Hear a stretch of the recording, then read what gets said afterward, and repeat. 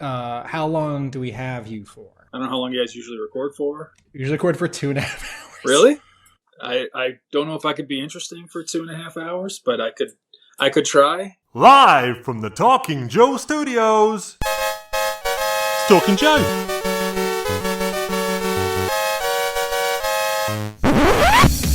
Talking Joe is on the air. Hey, it's me, Mark, and welcome to Talking Joe, where today we will be talking to Andrew Krahnke, however you say it, we'll find out shortly, who is the illustrator of the recently released G.I. Joe, A Real American Hero, issue 314, which we talked about just last week. And the person I talked about it with a week ago is returning. It's A Real American Tim. It's Tim Finn. Hello, Mark, and hello, listeners. Let's waste no more seconds and bring in our guest, Mark. Hi, Andrew. Hello. And it's Andrew, not Andy, not Drew. Honestly, people call me all those. You can call me, anything that makes you comfortable.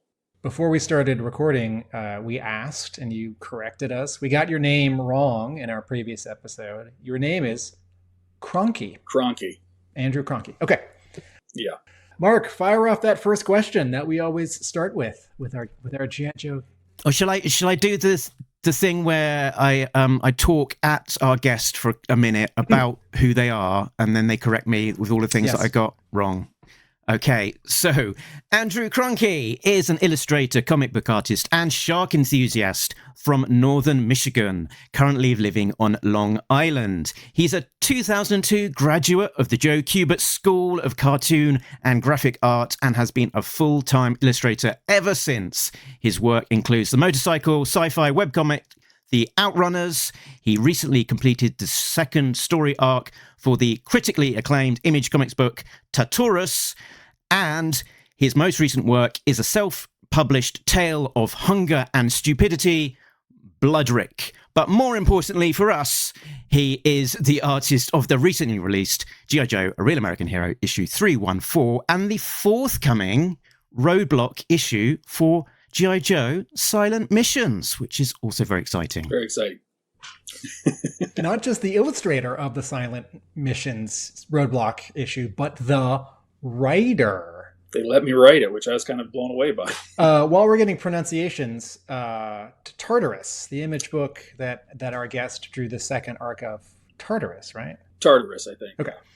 That's how I say it. That was great, Mark. You sure found Andrew's website. I was going to say, whoever wrote that got it at least fairly right. I added the bit about the sharks. I should add it in because that's honestly more important to me probably than most things. So, Andrew, yes. What is your beginning relationship with G.I. Joe? When you were younger, were you aware of toys, comics, animation? When did you first hear of it, and when did you first get it? Did you get it? I feel like I've known about it all my life. I feel like it's kind of been around all my life, which obviously G.I. Joe has in some form or another. I think my first exposure was like some hand-me-down toys that we got from I don't know where, but they were, just the 80s figures and stuff like that, and they were pretty beats of heck and not in the best shape, but I loved playing with them, and I would have my shark puppets eat them and stuff like that. But my first real exposure was one Christmas, my parents got me a 3-pack of Transformers comics and a 3-pack of G.I. Joe comics. And the Transformer ones were cool, but the G.I. Joe ones definitely grabbed my attention more. And honestly, the first comics that were ever like my comics, like my brother had comics and we had some of my dad's old books and stuff like that. But the first comics that were just strictly mine were G.I. Joe and Transformer books. So that was my first. What issues were in that 3-pack? They were, I always forget the numbers. I actually pulled them out. Is it 2, 26, and 27? Because that's a famous 3-pack. No, it's 55, 51, 53, and 55. I'm not sure why they chose these ones. Okay. And split and skipped an issue in between each of them. I'm not sure why, but they were awesome in my opinion. Like this Snake Eyes cover, I just would sit and stare at it because it's awesome. You're not the only one. This is the the Mike Zeck with the close up with the Uzi and the Marvel border. It had everything. I mean, if you're going to get somebody to draw a guy with a gun on a cover, you might as well get Mike Zeck. Okay, while we're getting really specifically and nerdy, Mark, friend of the show, Josh Eggebean, just posted in the Talking Joe Facebook group, or someone posted and Josh chimed in about the specific 3-packs that were released with G.I. Joe issues. And Mark, I can't remember if the 3-pack that Andrew just held up is one of the official 3-packs. Andrew, maybe you can help. Was this an official 3-pack that had like 3 comics at the top, or is this like a store-made 3-pack that was just any 3 issues? It might have been that kind of thing, because that was much more common back in the day. You could, sometimes you get them at like gas stations or grocery stores would have them, and it would seem like somebody just grabbed 3 random issues of stuff and jammed them in a bag together. So I'm not sure if it was an official thing, or what it was. Honestly, I was before first grade when I got them, or around first grade when I got them. So it was pretty long ago. I don't really remember, to be honest. All right, so you graduated school after high school in 2002. So first grade would have been 86, 87, around then, I want to say. Okay. Maybe. Did these 3-packs of G.I. Joe comics and Transformers comics start you reading more comics? Well, no, not really. Okay. This is going to sound crazy, but I've had these comics my entire life. I maybe read them once when I was a little kid. I was mostly just staring at the pictures. Okay. That was the main thing that was fascinating to me, but I kind of just liked having them, and I just like looking at the pictures of, Snake Eyes. Sergeant Slaughter's in one of them. I always liked Sergeant Slaughter, and I thought he looked cool he kind of looked like Rambo with the black tank top and the camo pants and stuff like that. I thought that looked cool. And any of the panels in those books that had dudes with guns, I just thought looked awesome, like any, I guess, first grader would. But I just mostly just sit and look at them, and it honestly started me drawing like commandos and stuff like that. I would take these comics into school, and when I finished my schoolwork before recess, I would sit and like draw my own version of a commando or my own version of a G.I. Joe that I thought would look cool, and I put knives and guns all over them and stuff like that. So it definitely started me drawing more G.I. Joe type stuff, but I didn't collect a ton of comics until like the 90s and the Ninja Turtle stuff. So, did you have a comic book store near you? Where did you start getting comics when you got into comics later? That was very hard, because I'm from the sticks of northern Michigan, where there wasn't a ton of stores in general, and we had a comic shop for like 1 year, really briefly, about a half an hour away from us. But for the most part, it was gas stations, grocery stores, mail order services. I was signed up for this place called Worlds of Westfield back in the day, where you had to they would send you like a monthly order form with every comic in it. And I was a Westfield customer for 20 years. Dude, it saved my life, because like once the comic shop shut down by me, it was like I could drive 3 hours to the closest shop, or I could order through there. So they saved my butt big time. Everyone, Westfield, if you're looking through old comics and you see an Arthur Adams drawing of Wolverine lunging at you, and in big letters it says "Serious," that was an ad for Westfield. And hey, everyone, if you're picking up a Marvel book in like 2007 and there's a picture of John Cassaday's Astonishing X-Men, and there's a quote from Tim F. saying that Westfield Comics has always been and continues to be his favorite place to get mail order comics, that's me. Okay, back to you, Andrew. That's awesome. I've never met anybody else that used it, but it was a great service back in the day. This is a mail order company out of Wisconsin, folks, and they did advertise in comics and in the Overstreets, the annual price guide. And it was monthly. They didn't do back issues, so you'd get their catalog, which was like the strained, concentrated version of Diamond previews. Yeah, it was basically for anyone that was trying to get new books that didn't have access to a shop. It was perfect. Mark, we haven't heard from you. You want to ask a question? Yeah, I got distracted trying to work out from the after action report to see if I could find a listing of what issues were collected together as 3-packs. So I went question, down. Those 3-packs, that's like a known thing that people know, like what packs had which issues in them and stuff like that. Or were the issues collected in those packs somehow different? Or they are second printings or third printings, and but otherwise it's the same content. So there'll be like a tiny difference on the cover, and at the end of the indicia on the first page, it probably says, second printing. Hold on. Now I'm scrolling through Facebook to see where this maybe. See, yeah, it's happening to you now. So, yeah, there was so you were kind of born, Andrew, sort of 80-ish. Yeah, 81. And I saw a quite nice quote from you that said something like, honestly, if you were 10 years old in 1990, I don't know how you didn't get into comics. And probably you could say pretty much the same thing about G.I. Joe, that, you know, it was in such a concentrated state out there, you know, in the zeitgeist, that you had the toys, the comics, the cartoon. And even, you know, at that point, you'd be getting the hand-me-downs from the big brothers or the people that have, you know, moved on and started selling their collections in yard sales and things like that. That there was a concentrated dose of G.I. Joe just in the culture. It was awesome. I mean, like the hardware store in town would sell G.I. Joe toys. They didn't have a lot of toys and action figures, but they would sell like G.I. Joes still, and Ninja Turtles was like 2 they had. And so, yeah, I would buy those because they weren't too expensive. And anytime I had like a shark puppet or something, I'd use those to be food for the shark. Yeah, I mean, G.I. Joe was everywhere. I had a buddy that was huge into G.I. Joe. He had every toy, every comic. He was taping episodes off the TV. I mean, were you watching the show? Did you like the show? Kind of ignore the show? Love the show? I don't remember watching it a ton. Okay. I'm not sure when it was on. Usually, either like the syndicated version we didn't have cable or anything like that. So right. I don't know if somehow I missed out on it. I remember seeing a few episodes, but mostly I would watch them like when I would go over to other people's houses and stuff like that. I remember my buddy had taped the they show the G.I. Joe the movie. They like broken it up into episodes, and Sergeant Slaughter was introducing him and stuff like that. And I thought that was awesome. He had those on tape, and we watched those a million times. A kid hut! All right, Maddie. Then on second thought, maybe not.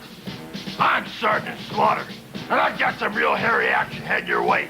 Action that would send most guys screaming for their mama. It's time to separate the men from the meatballs, he says at the beginning of, I think, part 5.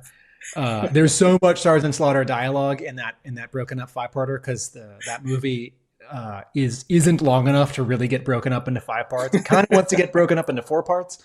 And so there's a lot of recaps and a lot of previews for the next day and a lot of Slaughter talking. And I just want to repeat one point, just in case I didn't hallucinate it. I think you just said that you bought the G.I. Joe figures as food for your shark puppet. Mm-hmm. Okay, right. Just to double check. They're the perfect size. Like if you have a shark that fits on your hand, it's the perfect size for G.I. Joe's eating.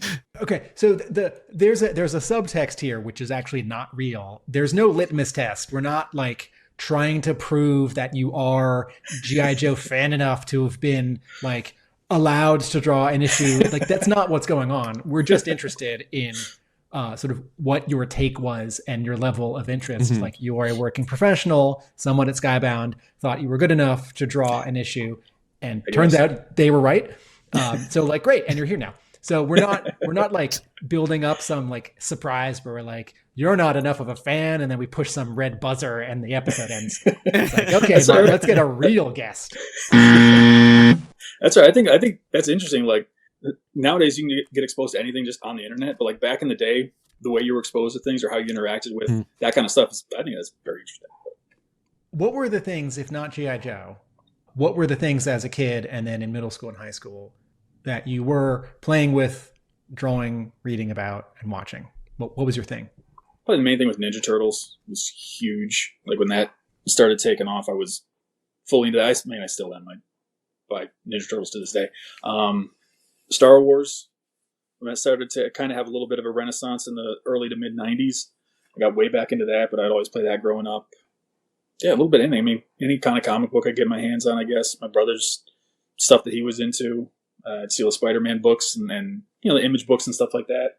Yeah, Ninja Turtles would be the main one.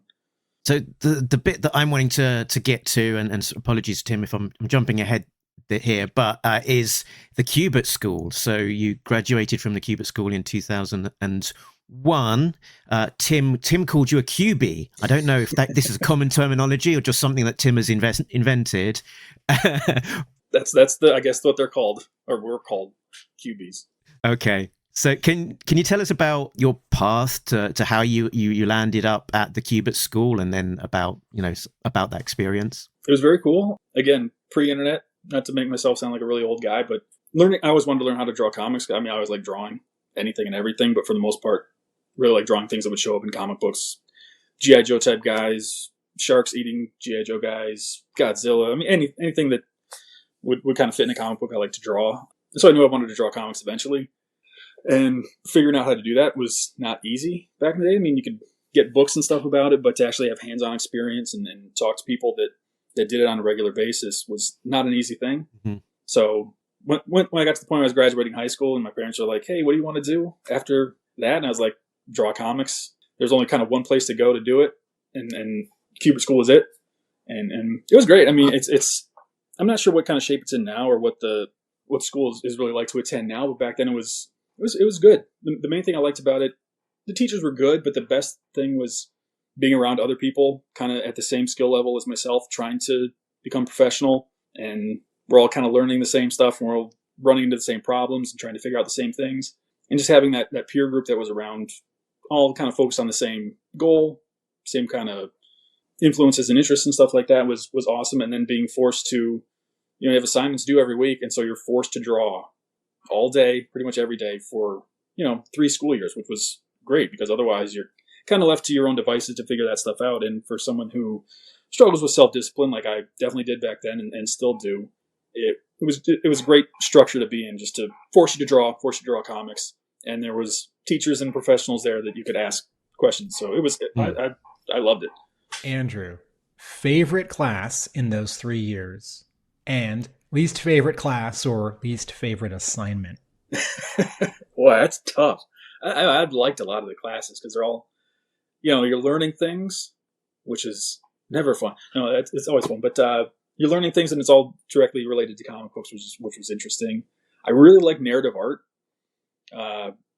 which was a class you have all 3 years, I believe, or we did back then. But first year was taught by a guy named Fernando Ruiz, who does a lot of Archie books and stuff like that. And he was great. He was just no nonsense. If what you drew made sense, he liked it. And if not, he would sort you out and tell you what was wrong with it. And I was always interested in comics, but I hadn't drawn a lot of narrative pages just because that's not an easy thing to do or to figure out. So that class was great because it was forcing you to draw comics. And so I really liked that class all 3 years. I want to say third year it was taught by Joe Kubert. I forget exactly what. I'm pretty sure that was the class he taught. But that was the big deal getting to third year was you're going to be taught by Joe Kubert, which was awesome. So I'd say that was probably my favorite class. Least favorite was there's a bunch of them, but any perspective assignment that was really. We had one teacher that was a real stickler about learning every specific rule, very technical about perspective, and I hated it because I'm okay with perspective. I could fake it pretty well, and I understand the rules. I can do it. But to sit there and try to figure out this character is 6 inches too short based on where you placed him in scale. It was just getting way too technical with drawing is not fun for me. The orthogonals, just they show you because at the top of the guy's height here is going to line up with his height there. Yeah, as long as you like doing math and measuring things, it's fun. Doesn't what's that is it Prograde or is it Manga Studio that has automatic vanishing points with orthogonals now? Oh, do they? Or your issue of I'm just jumping ahead for a moment.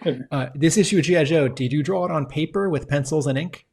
Yes. Okay. I'm still very analog. I obviously use computer for a lot of stuff, but everything is figured out, sketched out on paper. When you are wrapping up at the Joe Kubert School, when you did editors come to the school? Did the school take a bus to a convention? Did people on their own just go to the publisher offices in New York? How did you network? There's a little bit of that. We had one. Sometimes people from companies would come to the school, whether it would be I'm sure any comic people came to the school, but Joe took us up to DC, and they do a meeting where they would take the entire graduating class up to DC, and they would put us all in a room, and the editors would filter in and out, look at our portfolios, talk to us, ask us questions, give us pointers and that kind of thing, which was great. And there would be people, like I say, from other companies that would possibly use illustrators. They would come to the school and do portfolio reviews and that kind of thing. And they would try to prep you as best they could because networking is a huge part of comics. And so they would try to prepare you for that. I'm always terrible at it, so it's kind of lost on me. But they tried to prepare you as best they could, at least back then, to put your best foot forward. You would build a portfolio over the second half of your third year. And, they teach you how to do business cards and who to talk to. Going to a convention would have been a great idea.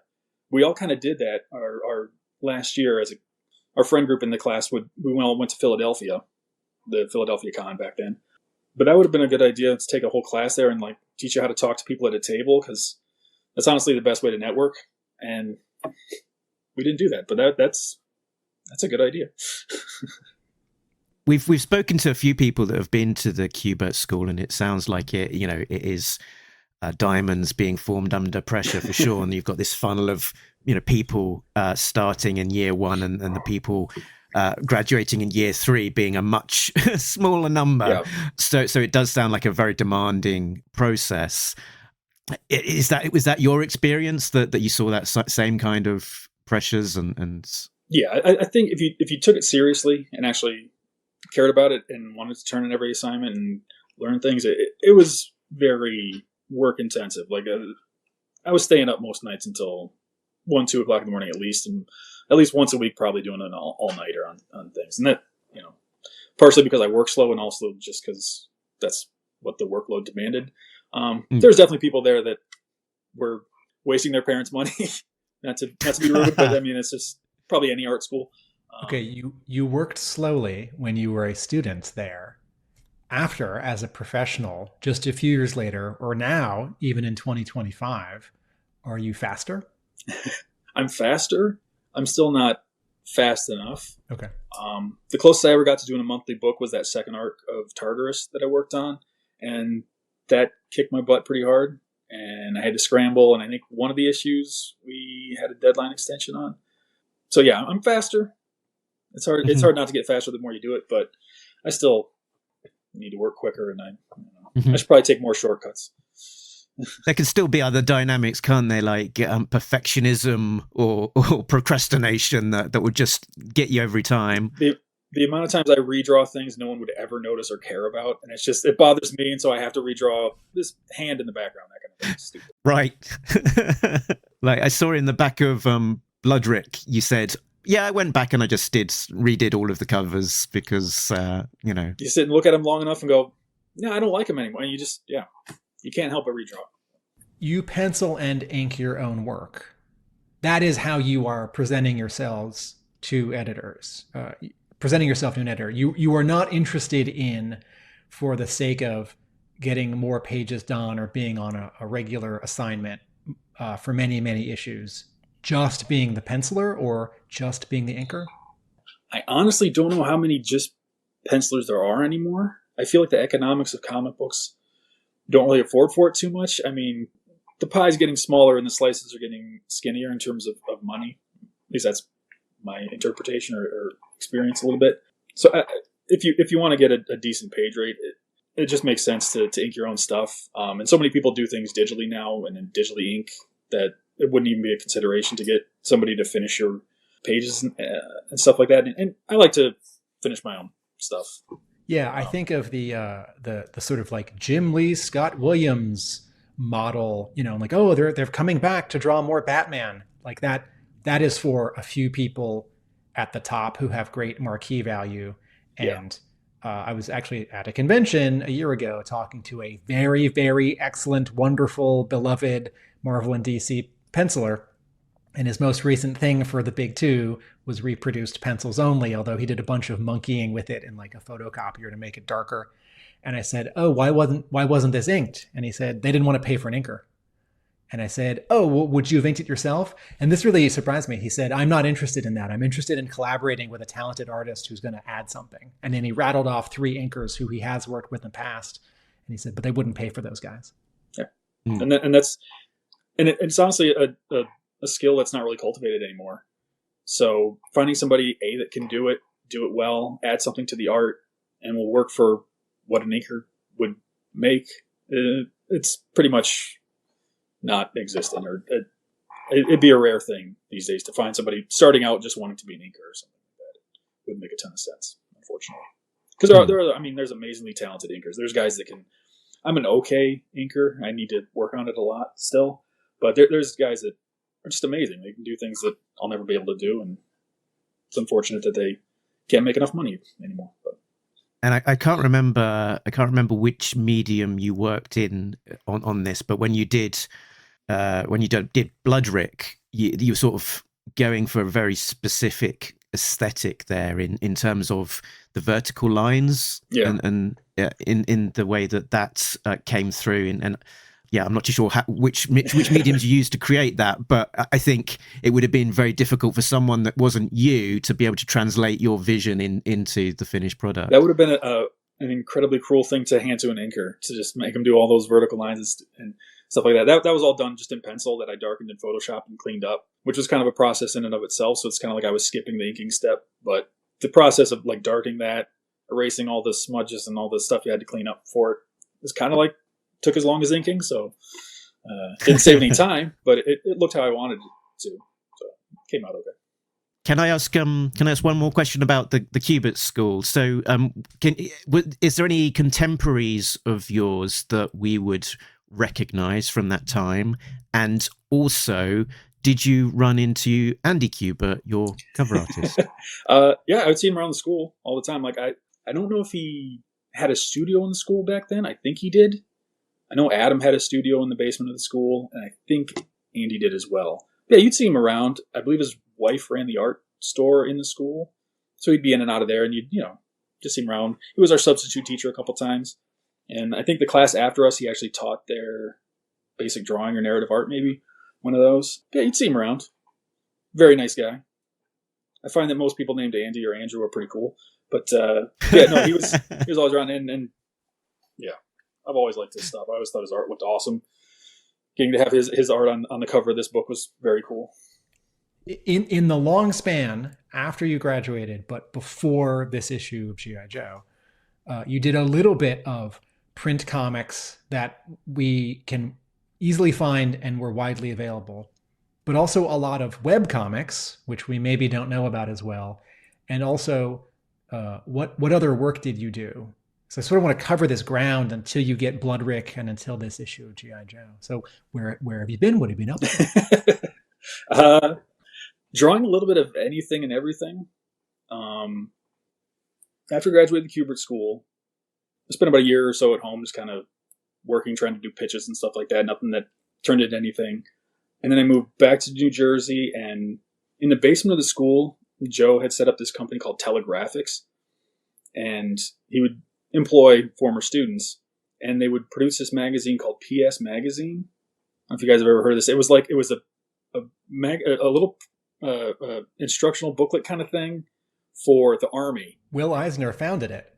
Okay, exactly. Yeah, it was a thing Will Eisner founded and had the contract for a while, and of course Will and Joe were very good friends. And when Will stopped doing it, Joe, I guess, took it over, and so yeah, one of the first art jobs I ever had was working there and doing stories in PS Magazine. And then from there, I got a job at a design company in Manhattan that did a little bit of everything. They did like Topps baseball cards. They did kids' books, toy packaging, all sorts of things. And so I did that for 5 years or so. When you say design company, were you an illustrator working there, or were you also doing design and layout? A little bit of design and layout, and they had basically a team of designers and a very small illustration department that I was a part of. And so you'd have designers that would lay out the cover of a video game, but they would need drawings for it, and so they would hand it to us, and we would do the drawings, hand it back to them. They would do the logo, or we would do logo designs, and then they would build it in Illustrator. It was a little bit of everything that would be involved in building packages or style guides. If you're familiar with what a style guide is, we would do a lot of that work for companies. A lot of licensing, illustrations, things like that. I've done work for Crayola, Hasbro, Marvel, stuff that'll never have my name on it, but it's paid the bills and did pay bills for 15 years. And I still work with people from that company. When that company shut down, we kept some of the clients like Crayola and Hasbro and things like that. And so that's still the bulk of my income and work is doing that kind of thing. Kids books, coloring books, package designs, and anything. Is there like a candy bar or a Doritos bag or like a cereal box with like Spider-Man on it that you can point to, like, oh, 2013, like that Spider-Man contest where you get like a free Spider-Man thing and a box of Wheaties, that I drew that Spider-Man, or I drew that Spider-Man and someone I don't know badly colored it or whatever. Is there a thing you can point to? Like, it's crazy how much that's exactly the type of stuff I have drawn and will draw. And it's amazing the amount of drawings I've done and content I've put out, and I have no idea where it shows up. Maybe it's in other countries. I think there's a fair amount of, I want to say maybe some of my Crayola stuff up in Canada. I think it gets used. I'm not sure where it gets put to use, but it's somewhere. But there's stuff I see on the shelves fairly regular that I could point to and say, I drew that, or yeah, that I. Is there a big file? Is there a big stack behind you with like drawings of crayons and anthropomorphic crayons being extreme skateboarders and like cartoony Spider-Man and like the Nerf logo with arms and legs? And it's like, that's all these spot illustrations I did for this design that company is in New York. Scary accurate. Oh. That is 100%. I don't know if I can show it on camera. There's the stack.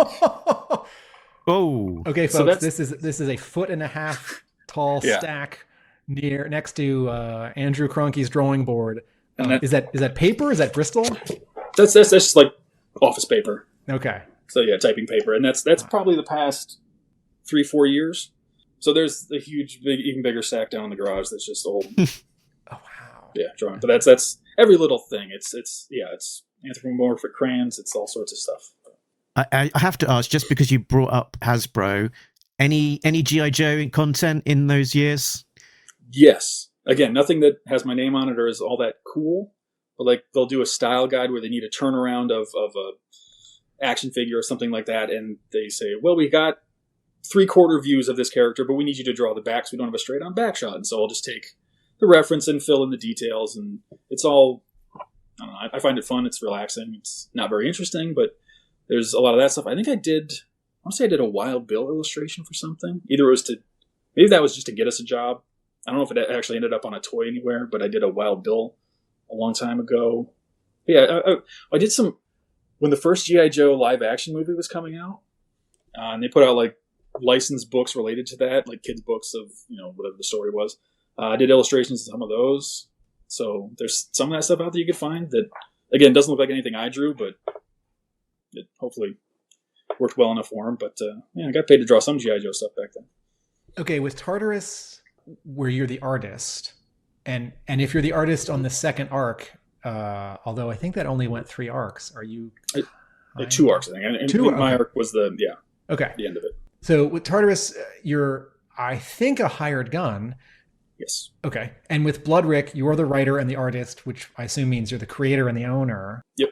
So can you talk about, Image Comics isn't a place in that sense, but getting to Image Comics and like, wait, I want to draw comics again. Enough of this spot illustration of a anthropomorphic Crayola crayon. Where did you find Johnny Christmas, or where did he find you, or which editor at Image? There's a little bit of a problem. Like I would always work on comic ideas and draw comic related stuff, and mostly just to post on like my blog, or when I finally had a website up and running, I would put it there. And I was always working on ideas. I always have ideas for comics, as everybody does, I'm sure. So I always kind of wanted to do it. And BLOODRIK was an idea I was playing around with for years and years. And it's a very simple idea. If you read it, it's not a complex story, and I should have had it done a long time ago, but it took me a while to get it up and running. And when I started posting about doing pages of BLOODRIK, and then I put out a small, like ashcan size version of the first chunk of the story. And when I started posting about that kind of stuff, it started getting a fair amount of attention on my Instagram and things like that. And then I did the first convention I had done in like 15 years in 2019, where I sold that ashcan and a few other things. And from there, are you familiar with the Cartoonist Kayfabe? Yeah. YouTube channel? One of the guys Ed Piscor, that was on that channel, was at Kubert School the same time I was, and so he knew my name, and we'd interact a little bit and had friends in common. And he featured that BLOODRIK ashcan on there, and basically, like as soon as it was featured on there, Robert Kirkman reached out on Twitter. We'd followed each other on Twitter. I don't know exactly how it all worked out, but somehow I got exposure through Cartoonist Kayfabe. Kirkman got in contact with me. I ended up getting him the ashcan and a few other books I had done, and so he was kind of aware of that I was working on things. And so when I finally had the pitch ready for BLOODRIK, I sent it to him, and he kind of sent it to Eric Stevenson at Image, and that kind of got my foot in the door, and that's kind of how BLOODRIK took off. And as that was happening, Johnnie Christmas we'd interacted on Instagram, and he hit me up and said, "Hey, do you want to do the second arc of TARTARUS?" And so it all kind of was happening at the same time, around 2019, I would say. Was BLOODRIK Image Central or Skybound? It was Image Central. Okay, that's a nickname. There's no office called Image Central. I sort of mean like not like Todd McFarlane Productions, and not Robert Kirkman's part, and not. Yeah, Image is kind of a interesting company where it's not set up like a traditional, like it's not set up like Dark Horse. It's, everything is very creator owned, and then they have the imprints like Todd McFarlane stuff or Skybound, and if you do a deal with Skybound, it's different than a deal with straight up Image, and so it's a little complicated. But no, mine is just a straight up Image creator owned book. All right, so how was sales? How were reaction? Do you have more stories to tell? How many options have you said no to from movie producers because you still got to tell the story? That's right. I said no to all the ones I've been offered because I'm so dedicated and true to comic books. Do you have more BLOODRIK stories to tell? Do you think the market could support them? Sure. If it can support anything, it can support more BLOODRIK. I'm working on the second story right now. I should hopefully start drawing it within a month or two. Okay. I was supposed to start drawing it back in January, but I took on another G.I. Joe job. Yeah, the first book didn't do crazy good. I'm not famous enough to sell a comic book just on my name, and so a new creator with a new character, I knew wasn't going to be super popular, but it sold decent, and it's still selling decent. And I think if maybe more was announced, do a little bit better, but it did well enough. I haven't made much money off of it. I've made more money off the Ashcan probably than the official published version, but like I say, it's still selling, and I think it was just announced that it's going to be published in Brazil, so that's cool. Congrats. Thanks. Listeners, I'm on the Diamond website right now. The BLOODRIK softcover, which is 128 pages and collects all 3 issues of Madness, Violence, Fire, and Blood for $14.99, is in stock. So your comic book store can order this right now. Please do. And I assume Lunar also has it, although I don't actually know. I believe so, yeah. Okay. So the 2 distributors that carry Image, or have carried Image, maybe more accurately, do have it, should have it. Shall we talk about your first work on a G.I. Joe comic? Sure. Which was a variant cover for, was it 301, I think? Yeah. 301. I think it was a retailer incentive cover for 301, yeah. Which retailer had this cover? The Comic Mint, this was. If it was a retailer incentive, did someone different ask you? How did that? It came through Alex Antoni. Is that how you say his last name? He's the one that contacted me about it, and I think, I don't know if Skybound arranges all their retailer incentive covers. I think that could be done different ways. Either the retailer themselves wants to do one and they work with the company, or it works the other way. I'm not sure exactly, but he was the one that set it up. Alex was. So that's how I got. And I think just being on Robert Kirkman's radar with the BLOODRIK stuff, I think that's how Alex, or just the BLOODRIK stuff being announced and things like that. I think that's kind of how I got on his radar, and so he hit me up for that, and that was a blast. I got to draw Snake Eyes. I think I overworked it too much. I spent too much time redrawing it, but it looks okay. It was very fun. I mean, it was a blast. And it was nice in that it was a variant cover that actually connected to the interior of the issue, which is surprisingly rare. so you must have had some insight as to what was going to be happening and how to tie into it. Yep. They sent me a PDF of Chris's pages and perfect. The bulk of the issue, so I kind of knew what was taking place in it. And I talked about getting hand-me-down G.I. Joe toys with some of the first G.I. Joe stuff I ever had. One of the hand-me-down toys was the manta ray, or what do they call the big hovercraft thing? That was like one of the toys. The whale. I'm sorry. Yeah, that was one of the toys. So I loved that vehicle as a kid. Like I would take it and play with it when we would go swimming and stuff like that. So the fact I got to draw it was awesome. It was fun. Andrew, who colored this variant cover? That was Francisco who did Okay. the colors on, yeah. Series regular interior color artist. Correct. Okay. Did you at the time have a notion that this might be an editor considering you for a future additional G.I. Joe gig? Yeah, that's always, anytime you get hit up by a new editor, you always figure they're seeing what it's like to work with you, I'm sure, a little bit. That's kind of what it felt like. I mean, when I finished that and had everything turned in, we were kind of doing our, hey, thanks for offering me the job, and he's doing the thanks for working on the book kind of email. He said, if you ever want to do more of this, or if you're ever up for doing like a 3-issue arc or something like that, let me know in the future. So yeah, that was definitely like an introduction job. And you said yes. I did. You knocked over the microphone in scrambling to say yes, awesome, so quickly, so loudly. Right when I finished that cover, I was like in the last stages of finishing up like production stuff on BLOODRIK, because I finished that cover in like early October, and BLOODRIK was coming out at the beginning of December, and so the files were due very soon. So it was a very hectic time. Otherwise, I would have been like, "Hey, I'm ready right now. Whenever you got GHLs," I would have definitely jumped on that opportunity right then had I not been knee deep in BLOODRIK stuff. But wow, you could have been the Paul Pelletier alternative in our Elseworlds where that happened. Cool. So we're talking about that issue cover. So. How'd you get this job? When did it happen? Yeah. Oh my gosh. That happened over this previous summer. I want to say around beginning of August. August 2024. Correct. August. Yeah, around there.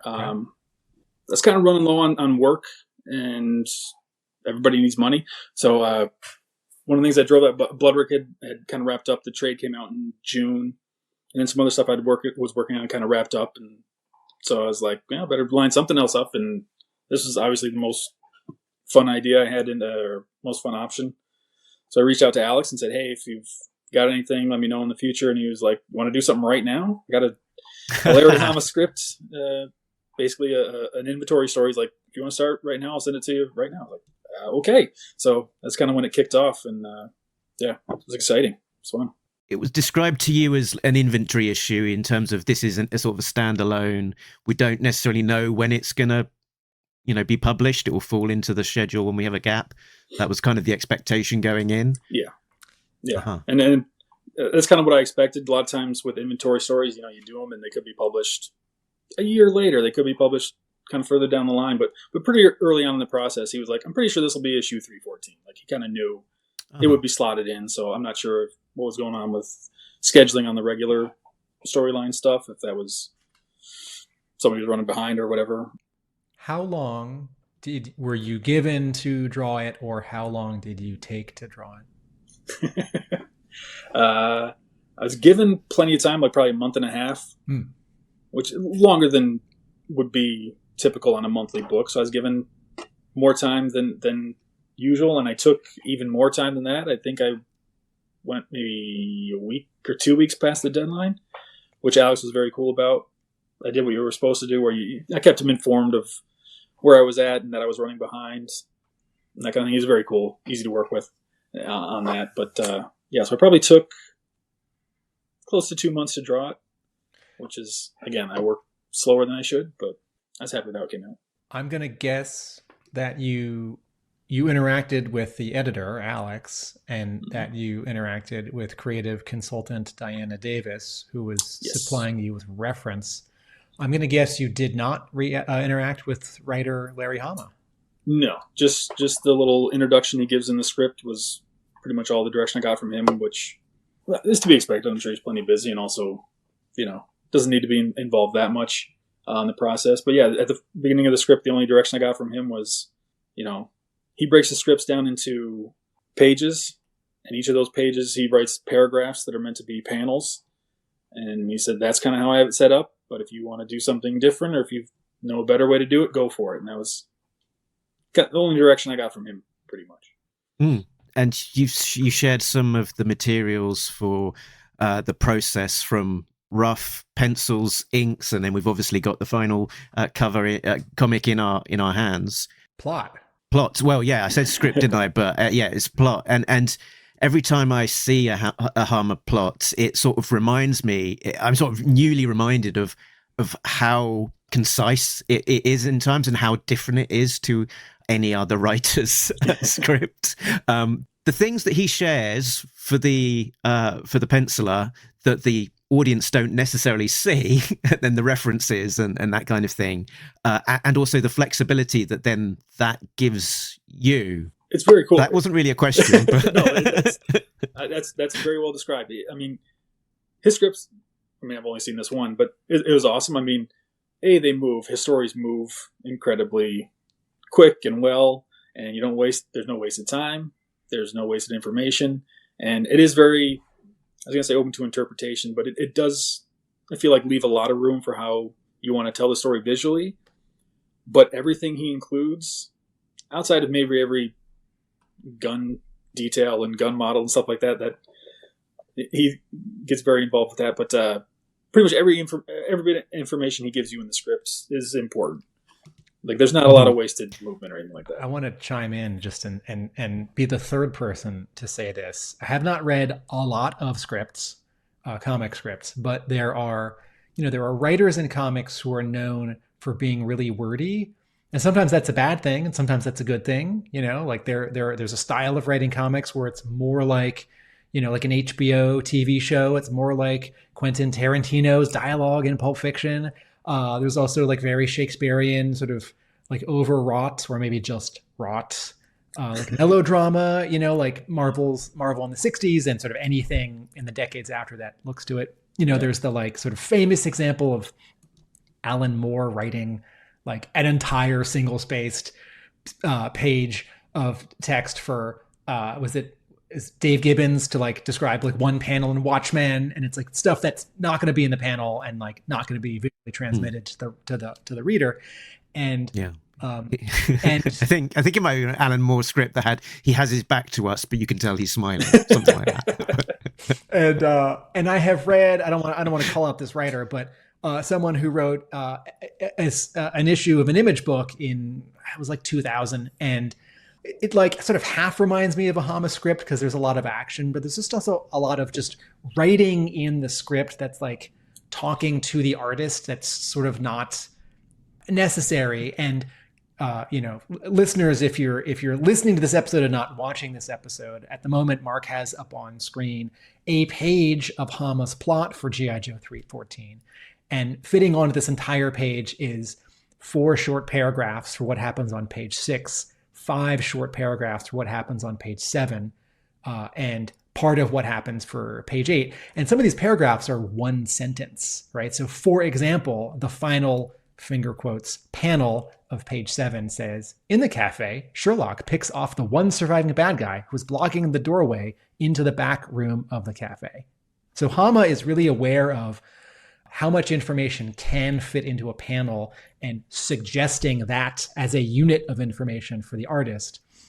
And I wanted to point out one thing specific. Mark, can you go to the next page of the plot, which includes Hama's description of page 9? So when we talked about this issue in our last episode, I spent a moment on the first 2 panels of page 9 where I said, this is a really nice shot and reverse angle where we are down with the bad guys who are looking at us and then making their way up the stairs. And then up on the sort of catwalk or the higher level, Tunnel Rat, Tripwire, and Mongoose have come in. And then reverse angle, we're now back up on the like second level and Tunnel Rat, and we're looking down higher than him, looking past his shoulder as he takes out 3 of these 3 guys who we just saw, plus a 4th one, because now the camera has expanded. And I said something like, I can imagine that these specific angles were called out in Hama's plot because I think he's thinking visually like that. And what I probably should have said was, or he didn't call it out and he left it open for a talented artist to interpret it. It could go both ways in a Hama plot. And so page 9, the first panel is described as they, which is, it's not even referring to specific characters from the previous page. It's they, some of the Joes. They are met with fierce resistance from the Black Kathias. And then the next panel, Tunnel Rat lets rip with the M60, shredding most of them. So Hama has not called out camera placement here. He hasn't said, down there, up here, looking back at them, reverse angle. Andrew, you came up with that. So can you talk about working from a Larry Hama plot as different from your own writing on BLOODRIK or maybe a Johnnie Christmas script on Tartarus? It's fun working from both a Johnnie Christmas script and a Larry Hama script. The nice thing about both those guys is they also have both drawn a comic, which is, I feel like you can tell. I've worked from a ton of different scripts from a huge amount of writers, but I've worked on a lot of pitches and I've seen what kind of how other people set things up, and I feel like you can tell the difference when somebody actually has had to stare at a blank piece of paper and figure out what you can actually show in an image. And like Larry's scripts, he includes everything you need, but he definitely kind of trusts the artist, so he doesn't spell out anything obvious that you don't really need, which is good. But I would say his scripts kind of are the most unique I've worked from. I like when a certain amount of interpretation is left to the artist, because I feel like if an artist is worth a damn, and hopefully I am, they kind of know what they're doing and they can tell a story visually. And thank you for complimenting those two panels. But like those ones, like he didn't need to say like, hey, this is our establishing shot of this new room we're in, so show this in the background, show this. He sent along some reference was sent with the script, because I think he puts either images in the script or somehow he sent along images with it, kind of like what the background could look like. And then just let me figure out how I was going to show what that looked like and when and in what panel and that kind of thing. So I like that he doesn't try to dictate what angle you're going to shoot from or how you're going to show things, or this should be a close up, this should be this, because that's really on the artist. The artist should be making those decisions, because when you're writing it, you can write just about anything, but actually drawing it is an entirely different thing. Mm-hmm. And so that's one great thing about these scripts is it's easy to interpret, and it gives you lots of room to, it's not restrictive. It feels like it's more fun to engage with the script because you kind of get to bring some of your own ideas, and the thought process is more open, and you're more able to, I don't know, have fun or just do it kind of how you want to do it, which is great, you know? It was really interesting sort of seeing the script and the finished comic side by side, and being able to see how much is there on the original script versus the artist's own decisions and interpretations. For example, I think you, on one of these pages that we had the script for, that you sort of moved stuff from one page to, from the end of one page to the beginning of another. All of the kind of the direction is very much yours, but the key thing that jumps out of the script itself is the specificity of the weaponry and the various characters are carrying and using. So that's the thing that you're got the most specific direction for. And then the other thing that sort of really jumped out from me from this script is when he's talking about, I'll read it out, the interior of this bunker system. He says, note the interior of the bunker system is high-tech and has cyclopean enforced concrete interior buttressing reminiscent of Piranesi's fantasy prisons. It's that reference to Piranesi's fantasy prisons, which I think he's an artist who produced a number of prints in the 1700s, and this is for you to take as some visual inspiration as to to what you then stick in the finished comic. I doubt that many other writers are sort of calling this kind of thing out in their scripts. So that was a lot of fun to see. Yeah. I'm not sure if that's just something he has in the back of his head, like if he knew, obviously, who this artist was and stuff like that, and he just includes it in the script. But I definitely had to Google it. Listeners, if you're listening and not watching, Mark has just put on screen. Mark, is this an image you grabbed from Google after looking for the name Piranesi? Yep, indeed. Yep. It's a pencil drawing. I don't think it's an etching. Maybe it's pen, but we're underground, and there are arches and there's staircases and there's rope and a ladder, and it looks like we could be building a sailing ship underground, or maybe it's a prison, or maybe it's a little bit like that MC Escher interior with all the overlapping staircases. Yeah. And yes, I think we're all enjoying that. Hama's a smart guy who's going to put a really interesting reference into his plot. to give his artist a jumping off point. I'm trying to sort of sum up how a Larry Hama plot might be particular. And I think sometimes with comics, we're trying to find a one-to-one relationship. Like, well, the writer of a comic is like the screenwriter of a movie, and the penciler of the comic is like the director of the movie. And then the cinematographer of the movie is sort of like the color artist of the comic. And those are fun. They don't actually work because they're so, it's like, well, a cinematographer is dealing with light and lenses, right? And some directors like don't know that stuff, and they're really leaning on their cinematographer. And it's like, well, what about the actors and the acting? Like, how does the penciler line up here? And thinking of this Larry Hama plot and how he's giving you, in some cases, very little information and trusting you, and in some cases giving you a lot of information and trusting you and sort of hoping or suggesting you follow it. I think it's like, well, Hama is like the writer and the director, and you're like the director and the actor and the cinematographer and also the editor, because you're deciding but like Hama suggested the pacing through number of panels, right? But you're refining the pacing through number of panels and how much information you really put into them. Can you talk, Andrew, about your style on this particular issue? Because I think when people think G.I. Joe, if they're long-term G.I. Joe fans, there's a certain kind of art that they either expect or associate. And over the years, G.I. Joe, different publishers, different eras, has had many, many different styles. And I'm sort of wondering, like, compared to Tartarus or your licensing art or BLOODRIK, or like what you think a G.I. Joe comic, finger quotes, wants, or like, how did you settle on how this issue would look? That's a great question. That's something I struggle with anytime I start a new project. I always feel like I'm going to try to gear the style or the way I work towards that project. And a lot of times I feel like it just ends up looking like anything else I draw. But I sort of approached it.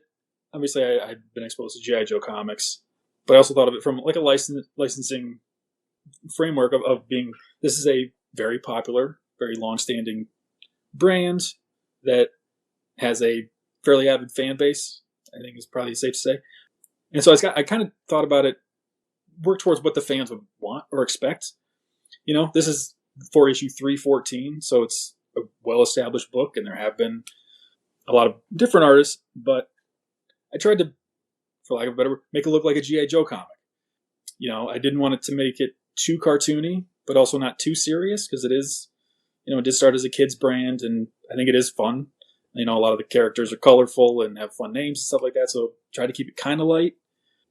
But I also didn't want to make it look like an 80s comic, or like it would just, didn't want to ape somebody else's style or exactly fit in 100%. You want to kind of make it your own when you start these things. But I did try to, in the back of my head, I was thinking about G.I. Joe fans, and kind of, because that's who this book is for, and still for. I mean, the people that probably have all 314 issues, that's what I was thinking about, and trying to do things they would appreciate, like try to give a nice big shot of the flag at the beginning of the issue. And anytime one of the characters, I tried to draw the characters as cool as possible, or at least give them one decent shot where they looked cool, doing things like Tunnel Rat blasting with the gun. I thought, if I was picking up a G.I. Joe book and I like Tunnel Rat, I want to see him doing that cool stuff and as big as possible. And I didn't want to just do big action shots and make things look cool. You've got to tell a story too, but try to kind of think about that. I want it to look like a G.I. Joe book, not maybe like BLOODRIK and things like that. So I was definitely approaching it from, maybe tapping into that, serve the property, not myself as an artist, maybe a little bit more, if that makes sense. And hopefully it came across. And this sort of is an inventory issue that fits in between work that's been mostly done by two other artists. Was there much consideration of, their particular aesthetics? We talked in our review, for example, Tim called out that something that both Mooneyham and Pelletier had done would be quite frequently on a page, just have one panel that's maybe all white in the back, for example. I didn't look too much at well, I shouldn't say that, because before I started the project, Alex, the editor, sent me like PDFs of the previous, like 10 issues or something like that that had been published. Mm-hmm. And so I did look through that a lot. I will say, yeah, I did look through all of Chris's stuff and the other artist that, how do you pronounce his last name? Pelletier. Okay. and his stuff as well. And so in trying to fit in with the line look of G.I. Joe, or how a G.I. Joe comic looks, I was thinking about that stuff. And a lot of the style, I think, is dictated by Larry's writing. Because there's no splash pages, really. Everything's 4 or 5 panels per page, pretty much. And so when that's the pacing, if you're, varying your angles and varying your panel shapes to keep things interesting, it's kind of going to fit the style of the books. It's going to fit the line pretty well.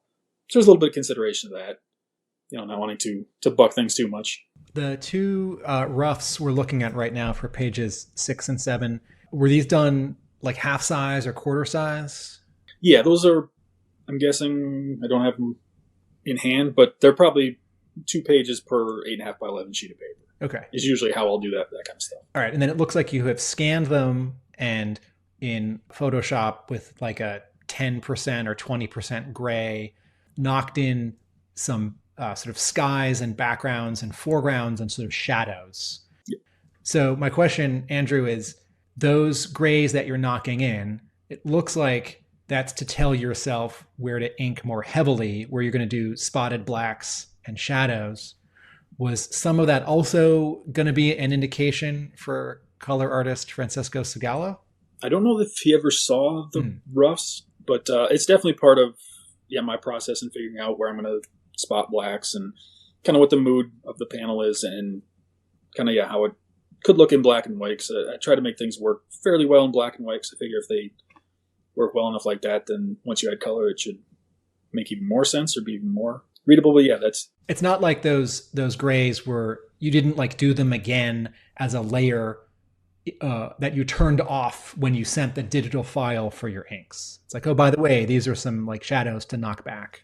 Yeah, no, okay. It's just more kind of my initial playing with lighting and that kind of thing. It's mostly for myself, but also this is the first batch of roughs I did for a G.I. Joe book. I wanted to make them look good and look readable. So that's just another step of rendering that makes things more clear and readable, I guess. Andrew, this is a general question. This is not specifically for Mark and I or our wallets. I'm just curious.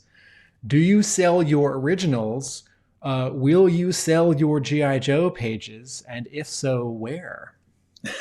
That's a great question. I get asked that a fair amount. I have never really sold originals. I should. I'd like to get into the process of selling originals, but I know it's kind of a separate market, kind of tangential to comic books that I need to explore more, and I haven't really. Yeah, I would sell the G.I. Joe stuff. I'd probably hang on to BLOODRIK things just because that's a little personal, but I would probably sell G.I. Joe pages. The cover I did, I'd probably sell that as well. But I don't know how to price things. I don't know how to ship things. I don't know it's a whole nother realm to get into, and I need to. Perhaps unspoken here is that selling and packing and shipping and accepting payments and emailing people, or maybe even dealing with an art dealer, is a whole second job, and you don't have time.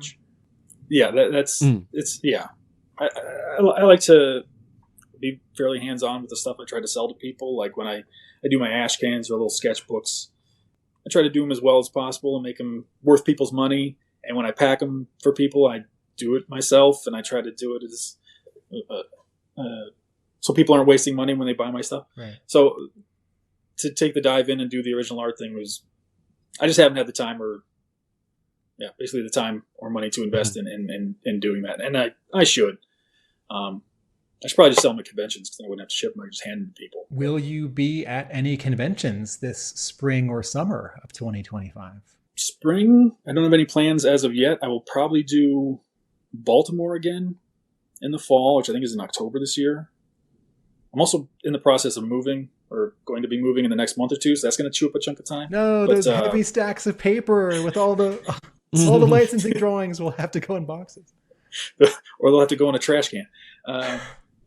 But yeah, so that's going to probably chew up my spring. What if you, instead of throwing away all those licensing drawings, right? What if it's like, buy a page of G.I. Joe, get, 1 or 2 or 5 grip of get inches of there you go. A piece of printer paper with like crayons and Spider-Man. Sell them by the pound. I don't want to ask. I'd like to buy £5 of art, please. I don't want to ask. Sorry, I just want to say while we're looking at that second panel on page 9, where Tunnel Rat is shooting the 4 bad guys. I really love their poses and how there's maybe 3 of them more than all 4 of them, but there's almost a like sort of sequence of their poses. It almost looks like one could become the next, could become the next, could become the next. It feels like one of those, How to Draw Comics the Marvel Way, Will Eisner sort of rhythm. It's a little bit of a Richard Williams animator's survival kit, like rhythm sequences. Okay. I don't want to ask really anything about the next issue of G.I. Joe that you're not just drawing, but also writing, but in a very general sense. And maybe this is just yes or no. Having drawn this issue of G.I. Joe and settled on a way to draw it, a style, but also getting used to it and it being your first, when you then drew a second issue of G.I. Joe, did you think you would draw it differently? Yes. And one of the main reasons, going back to Roadblock, going back to the question about like trying to fit the look or figure out the look of the book, when I was doing the issue 314, that was just going to be part of the run, I didn't want it to look too different, like I mentioned from previous stuff. But when it came to do the Roadblock issue, that's kind of for a special event, and it's a one-shot. It doesn't have to match up anything really.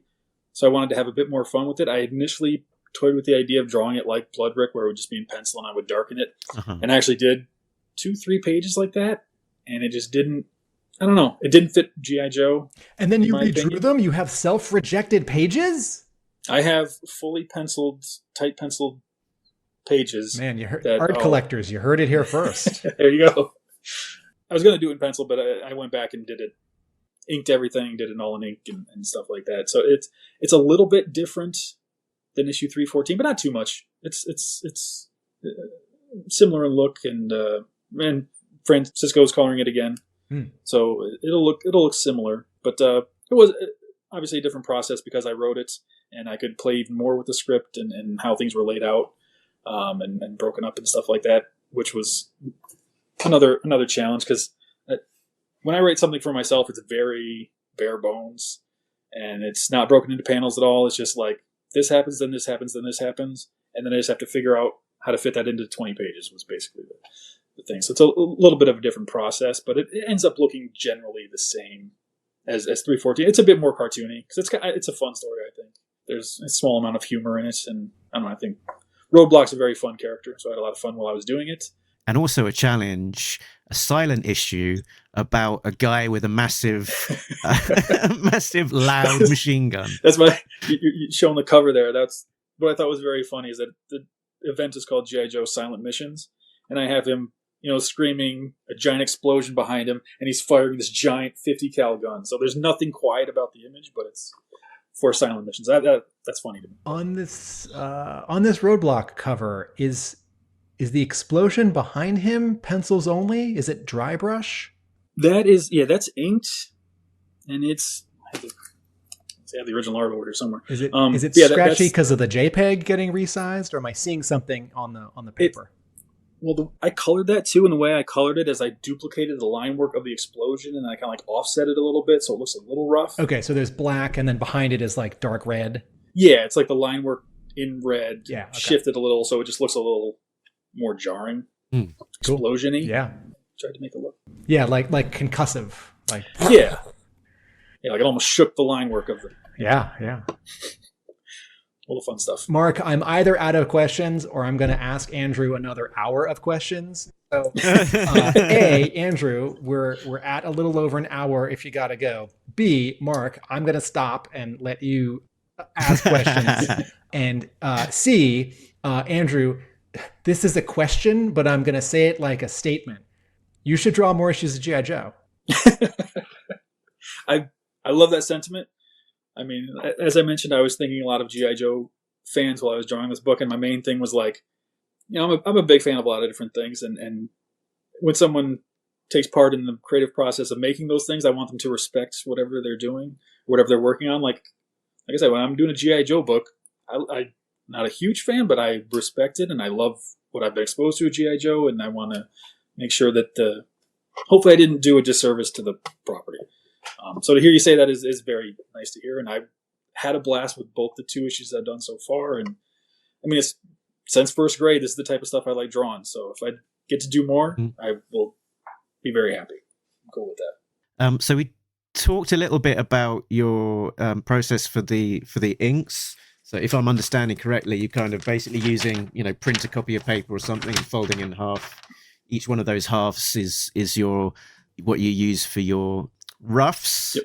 And then is that then the guide for drawing on like your standard comic Bristol board at a bigger scale? I've got a picture there of what I think is your drawing table from the back of BLOODRIK. Yeah, that's the chair I'm sitting in right now. Not for long. He's moving. But I do a normal 11 by 17 piece of Bristol. I can pull out, I got the first page. Are you redrawing everything from the rough, or did you scan it and print that larger as blue line on the Bristol? That's exactly how I did it. And if you see the blue line there. Yeah. So yeah, I have those the rough pencils, or the pencils that were shown a minute ago. I'll just blow those up and print them out blue line, and then tighten up any details I need to, maybe with a little pencil ahead of time, and then just go in with inks right over what you're showing right there is the last step I did before I went on to the inking stage. And as you're going, you're kind of rethinking certain, layouts, details, etc. And by seeing the inked pages, we did actually, we were able to answer a question that we asked ourselves in our discussion episode last week, which was a lot of those sound effects look quite, hand-drawn, quite organic. How much of that is Andrew? How much of that is the letterer? And it looks like most of those sound effects were hand-drawn on the board. Yep, actually on a separate sheet of paper, so I can show you. There's some of the... Are these also effects for sale? Sure. If there's a lettering nerd out there that wants to pay me for them, sure. But those, I actually did those in pencil because I wanted them to look a little rough. But again, they're darkened in Photoshop, so they look like inks. And then I just slap them on and make them. I think I had them on a separate file or a separate layer in case they wanted to color them or something like that. these are hand drawn, but they're done separately and then stitched together digitally. So what we're showing on screen is the digital version of that page rather than what you'd see if you took a photograph of the board. The original art. Yep, correct.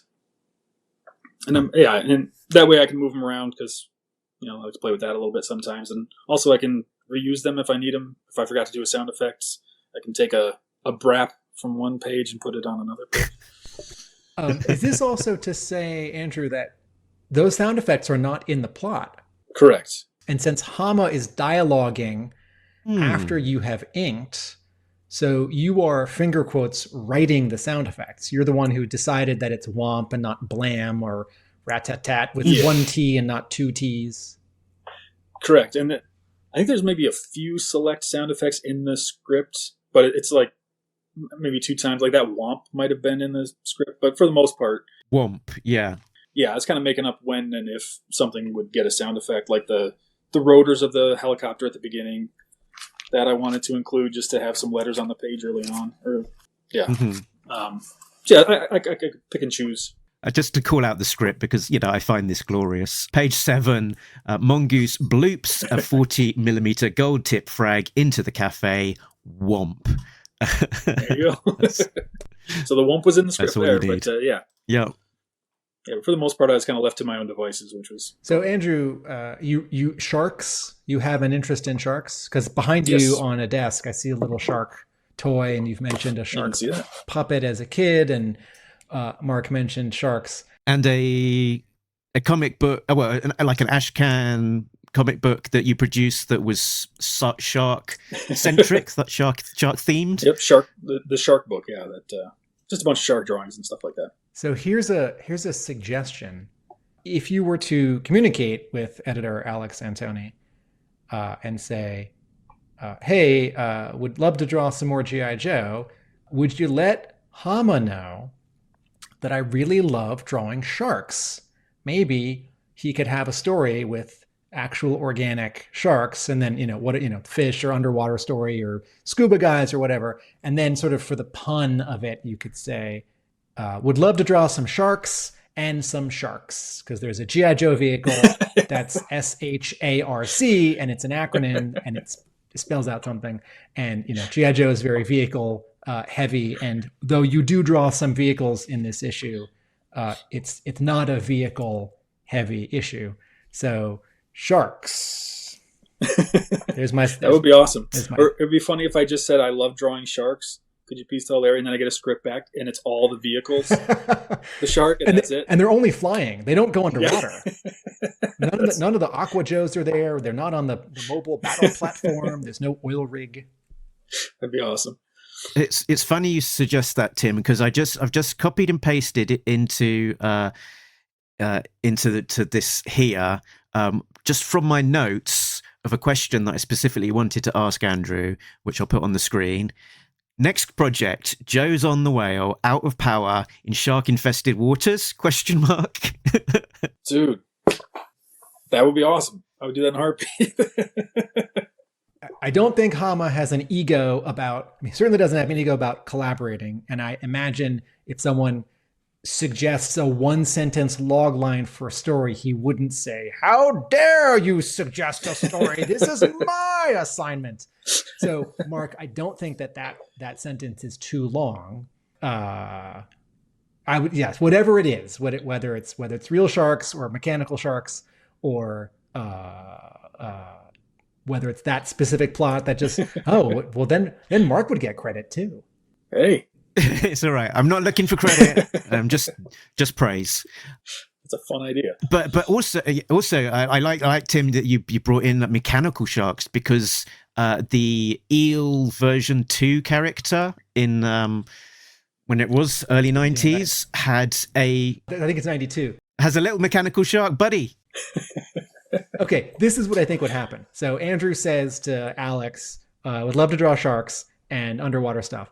And then Hama writes a script that has the Cobra Eel.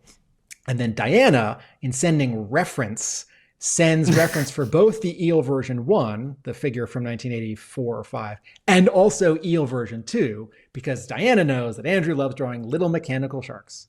And and Mark and I can just know when the issue comes out that we had this much to do with it. Hama is one of those writers who has said to some of his collaborators, "What do you like to draw?" I'll see if I can put that in here.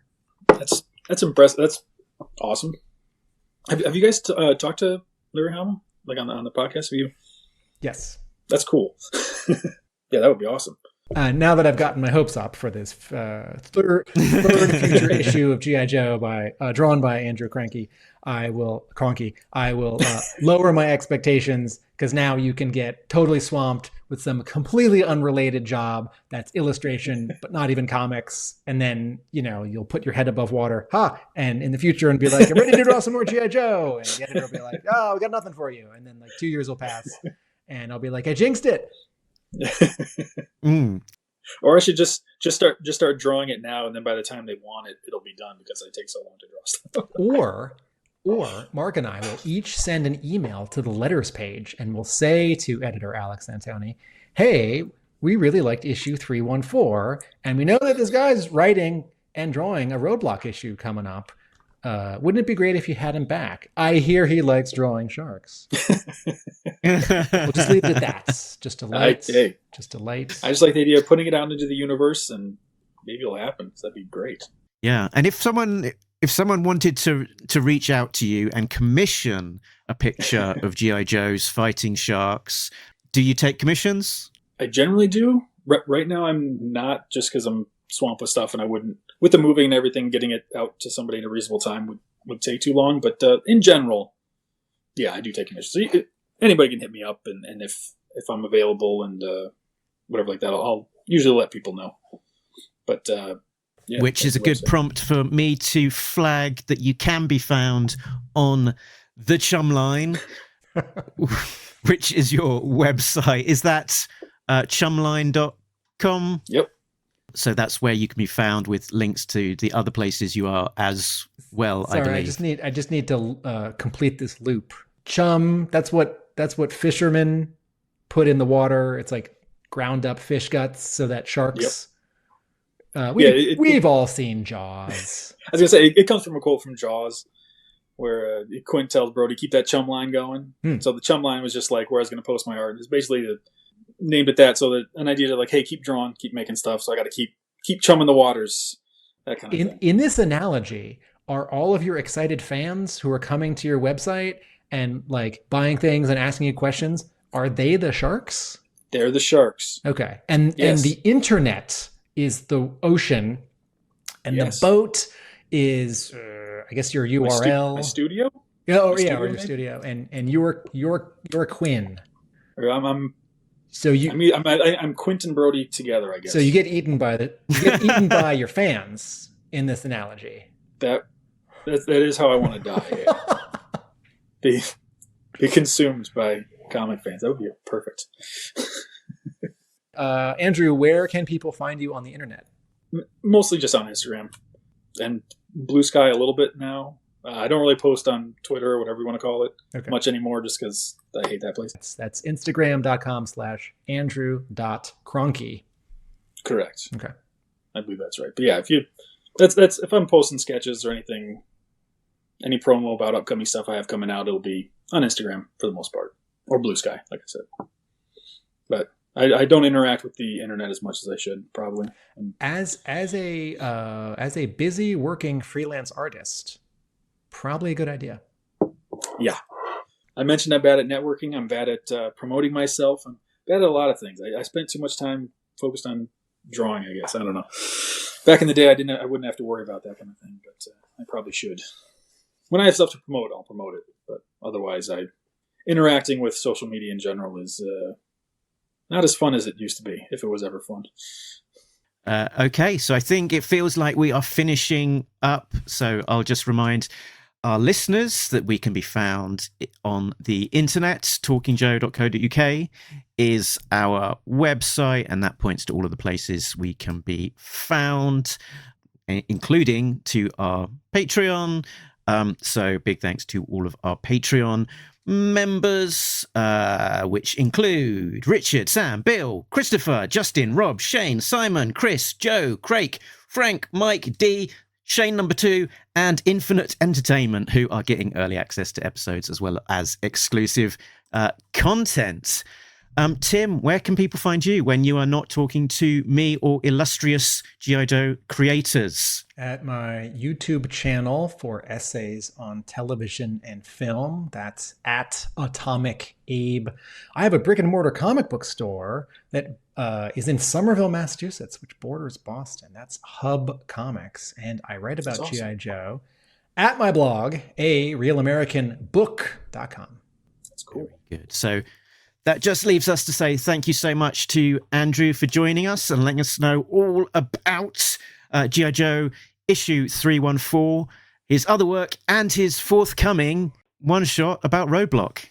Wait, what kind of pen nibs or brushes do you ink with? I forgot. Anything and everything. I use Raphael number 2 brushes and Micron Pigmas. Okay. And those, so, yeah. But anything. I just use whatever's in the coffee cup. Classic.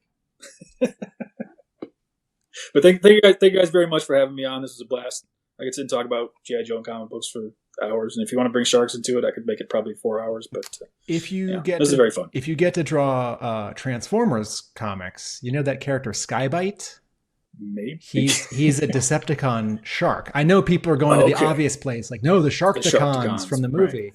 Right. Skybite is in the 2001 Robots in Disguise cartoon, which originated in Japan, and he flies, and he's like a poet. He's like sort of comic relief bad guy. He flies and swims. Skybite, BYTE, because computer chips or whatever. This is where I sing us out on the jingle. Mark, cue me. Remind us, Tim. Nobody Beats Talking Joe, an international podcast. Laters. Cool.